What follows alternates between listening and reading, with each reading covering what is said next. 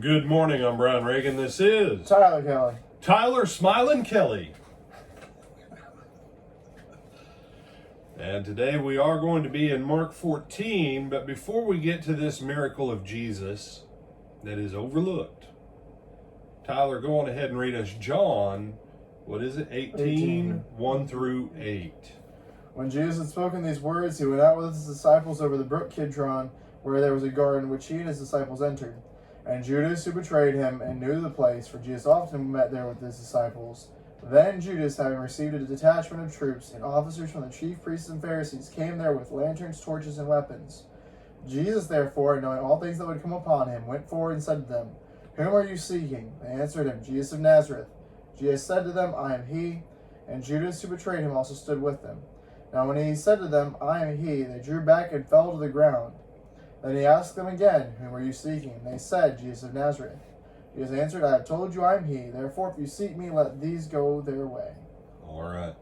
Now, Tyler, as you look at that, all those phrases where you said, "I am he," what word in that is in italics? He. He. Jesus didn't say, "I am he." Just said, "I am." That's weird. As they came to Jesus. Go ahead. What does "I am" mean throughout the Old Testament? I seem to remember it meaning something. It does. Exodus 3:14. I am Moses God. says, "When they ask me your name, what shall I tell them?" And the Lord said to Moses, "I am that I am. Thus shalt thou say to them, I am hath sent thee unto them." You know, and so as you're looking at that, Jesus spoke the words of power and existence and being. They said, "We seek Jesus of Nazareth. I am." And what was it that happened to him, Tyler, on the first telling? When he said that, they drew back and fell to the ground. Yeah, they didn't just draw back. They dropped. They were knocked back and were on their behinds and backs on the ground. Remember the other day when we were looking at one of the miracles of Jesus, and he wiped the man's eyes and he says, "Tell me what you see." And he said, "I see men walking like trees." And then he wipes him again and he says, "Now, oh," and everything's clear as clear can be. Jesus had control over the extent of the power he released. Because when they get back up and dust themselves off, Jesus says, "Now tell me again who you're looking for." And they said, "We're looking for Jesus of Nazareth." And what's he say then, Tyler? "I have told you that I am. Therefore, if you seek me, let these go their way." This time he chose to contain his power. Then he said, "Wow, this isn't our miracle of the day. This isn't our miracle of the day. No, our miracle of the day is back in Mark 14, verses 51 and 52.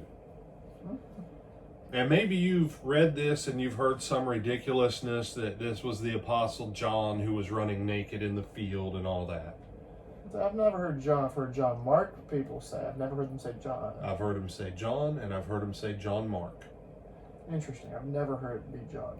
And I'm going to tell you right now, both of those suppositions are ridiculously wrong, because we're going to see one word that when you put the timing of this, which is right there at his arrest, you're going to see why this was a miracle. Now it says, "A certain young man followed him, having a linen cloth thrown around his naked body. And the young men laid hold of him, and he left the linen cloth and fled from them naked." You say, "Oh, see, no, brother, he's a follower of Jesus." Tyler, if a girl is following you in the store, does that mean she's your girlfriend or your wife? It doesn't have to mean that, no. If you're in the Middle East and a woman is 6 paces behind you as you're going somewhere, does that mean she's your wife? I don't know. You don't know. All right. He's thinking about getting a Middle Eastern wife who will stay 6 paces behind him.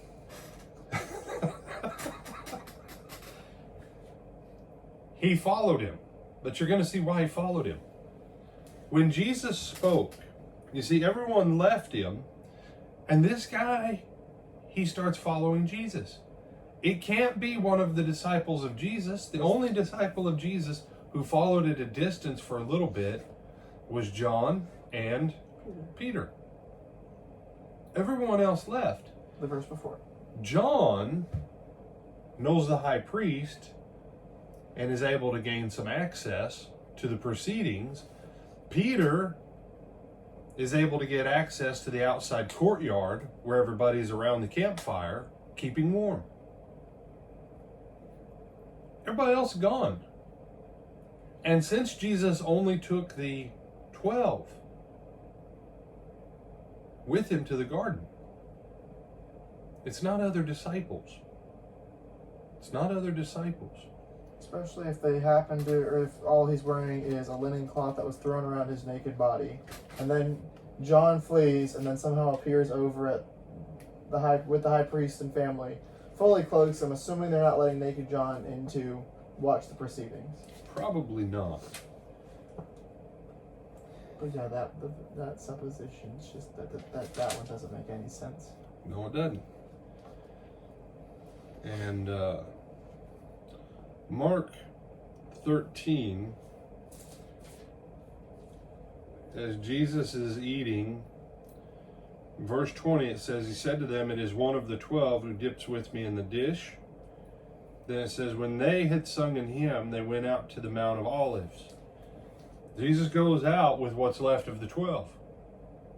Judas, what? Having gone to betray him.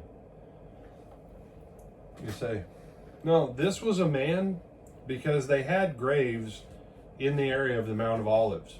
Some people were buried there.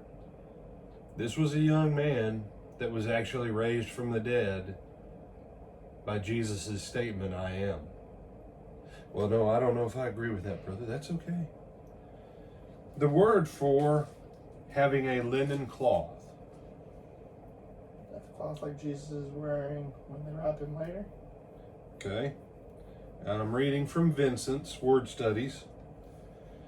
The linen cloth is the word sindona, probably derived from Indos in Indian. India being the source from which came this fine fabric for wrapping dead bodies, and in which Christ's body was enveloped.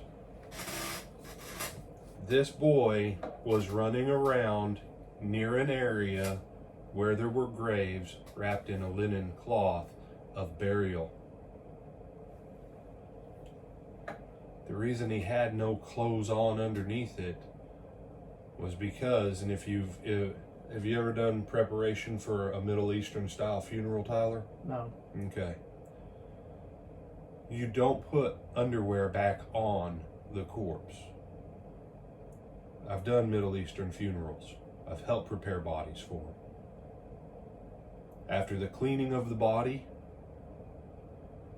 there is a waist shroud, then there is the rest of the shroud, and then there's a headpiece and some other stuff that goes with it, because it is indelicate, it is bad form, it is immoral, and it is immodest to handle the body parts of the dead when you're preparing the body. You don't do that. And that's a tradition that goes back a long ways in the Middle East. This person was wrapped in a burial cloth. You say, well, surely, no, there's no surely about it. The only people who sleep in coffins at night are vampires and nut jobs, okay? We don't have burial clothes in America like we used to. But back in the day, back in the day when we used to do funeral pictures, people didn't just like go, hey, Mr. Undertaker, can you dress me up in my funeral clothes and take your picture of me as though I'm dead while I'm still alive, because I want to look at it on the mantelpiece. You didn't do that in America back in the day. This guy wasn't running around in burial clothes because he had nothing better to put on. You didn't just grab burial clothes. Because everybody in America thinks it's cool to wear jogging suits and all that, wear blue jeans and, a shirt that, says something rather undecorous to a funeral today. Don't let the degradation of American dress and manner color your understanding of this. This boy was wearing funeral attire, and he was following Jesus because he probably recognized Jesus. He probably knew who he was. But he's following a crowd of people because he just rose from the dead. He's got his burial shroud wrapped around him, walking around. And these guys grab hold of him because guess what? You're not supposed to be running around raised from the dead wearing dead clothes. And so when they tried to grab hold of him, they were trying to figure out what's going on. And that kid ran off naked and left those burial clothes because the last thing that anybody wants to do is be raised from the dead and captured by people that already got one guy bound in chains and everybody else carrying torches and staffs and swords. This miracle of Jesus, did Jesus intend to raise him from the dead? I think Jesus released the power of creation in I Am, that those people got knocked on their behinds, and this kid got raised from the dead. Because it's the only thing that makes a passage make sense. To say it's a bunch of Jesus' disciples that were all naked and wrapped up in burial shrouds following Jesus naked? What kind of insanity is that? Especially because they've just left the Last Supper and have just done all that stuff. And so they all just randomly decide to change into funeral dead people garb. So you can either believe in the traditional teaching, which is that there was one of Jesus' disciples dressed in burial clothes, following him around naked underneath, which would have made no sense for being at the Last Supper.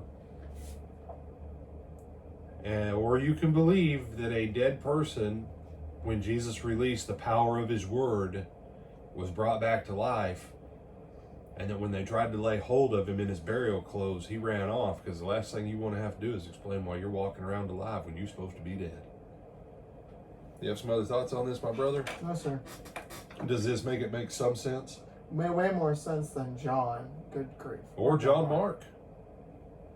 Yeah. I always have to wonder, as time goes on and I get older, and I go back to some of these ridiculous explanations, I have to wonder, what was in the heart of the people that came up with this insane garbage? Why is it that you want to see companions of Jesus running around naked with him at midnight in a garden? What's wrong with you? It makes more sense that a guy raised from the dead because Jesus released the power of his word and it's a miracle. Mm-hmm. Oh wait, and didn't it say that would be one of the signs that he was who he was? Mm-hmm. So I'm Brian Reagan, this is Tyler Kelly. We bid you good morning.